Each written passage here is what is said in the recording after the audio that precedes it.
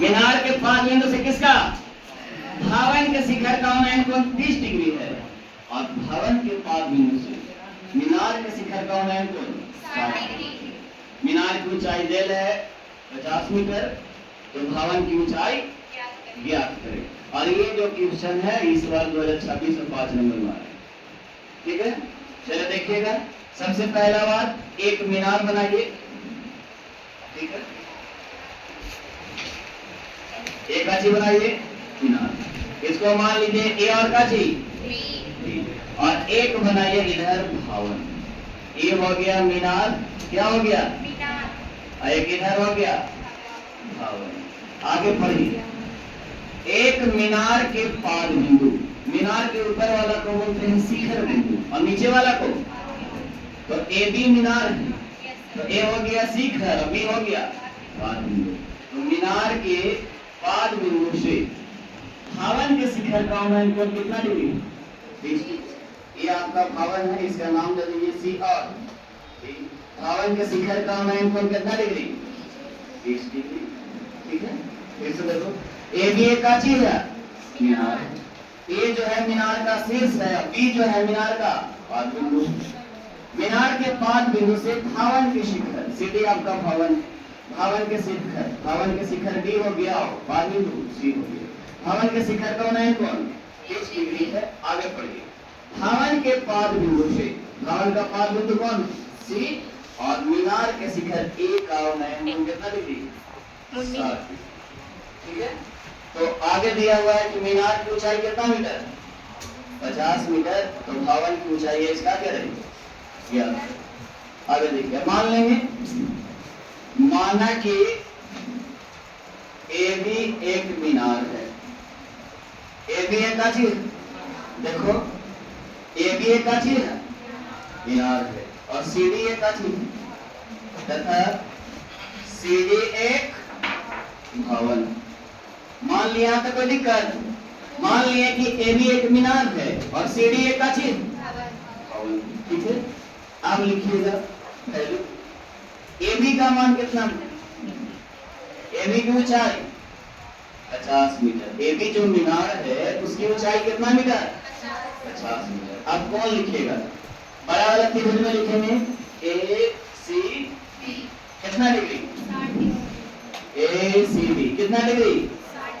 छोटा वाला त्रिभुज में लिखेंगे, देखो डी बी सी कितना degree? 30 degree. D B C कितना डिग्री? 30 डिग्री। आप देखेंगे बी सी बराबर कितना मान लीजिए? बी सी बराबर मान लीजिए x, और सी डी बराबर कितना मान लीजिए? कितना मान लिए? आगे लिखिए, ये दोनों ऐसे करके लिख दीजिएगा। माना बी सी बराबर x और सी डी बराबर x। कोई दिक्कत? निकालना कैसी है? भवन की ऊंचाई। क्या निकालना? भवन की ऊंचाई का चीज सी डी, और सी डी को माने और इसके बराबर का चीज। आप देखिए यहाँ पे समकोण त्रिभुज दो चल रहा है, एक समकोण त्रिभुज ए बी और एक समकोण त्रिभुज बी सी। बोलिए पहले किस में चले? ए बी सी में। इधर लिखेंगे समकोण त्रिभुज ए बी सी में, किसमें? समकोण त्रिभुज। देखो ध्यान से, समकोण त्रिभुज ए बी थीटा कितना डिग्री? 60 डिग्री। थीटा बराबर, अब देखो थीटा का सामने का भुजा ए बी क्या होगा और बी सी क्या होगा?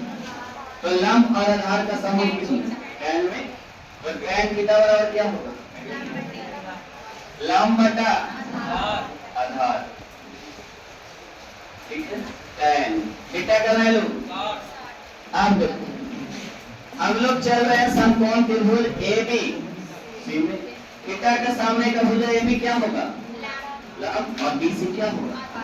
तो लंब हो गया ए बी और आधार हो गया tan 60 के वैल्यू। ए बी का वैल्यू कितना? कितना जी? और बी सी का वैल्यू बटा में कुछ नहीं तो एक साथ तो √3 into x बराबर कितना? तो x बराबर 50 बटा √3। मीटर में था तो मीटर लिख लीजिए और समीकरण क्या लिखना? अब चलेंगे समकोण त्रिभुज बीसी। समकोण त्रिभुज इसमें बीसी, कौन समकोण त्रिभुज में BCD। थीटा बराबर कितना लिखेंगे? आगे देखेंगे, थीटा के सामने का भुजा CD क्या होगा और BC क्या होगा? तो लंब आधार का संबंध किसमें? tan थीटा बराबर लंब बटा आधार। tan थीटा का वैल्यू कितना लिखेंगे? आप देखो, थीटा के सामने का भुजा CD आपका हो गया था लंब, और नीचे जो है BC ये क्या हो गया? tan 30 का वैल्यू कितना होगा? 1/√3। CD का वैल्यू कितना माने? H। और BC को कितना माने? पीछे पीछे गुणा करिए तो x बराबर कितना होगा? इस समीकरण क्या हुआ? अब देखिए, समीकरण पहला में किसका वैल्यू? x का। दूसरा में किसका वैल्यू? x का। दोनों आपस में बराबर होगा तो लिखेंगे समीकरण फर्स्ट एंड सेकेंड, दोनों को आपस में बराबर कर देंगे। कोई दिक्कत? पहले ही वाला लिख देंगे तो √3h बराबर 50/√3 मीटर। अब इसके बटा में कुछ नहीं तो अब पीछा पीछे गुना होगा तो √3 से √3 में गुना होगा 3h और इधर 50 मीटर। तो h बराबर कितना? 50/, भागा देंगे 3 से तो 16 बार में लगेगा, 16 की 48, 2 से इस बचेगा तो ऊपर और 3 से भागा दे रहे हैं तो 3 से, तो h का वैल्यू कितना हो गया? 16 आगे लिख दीजिएगा। अतः धावन की ऊंचाई कितना निकल के आया थी?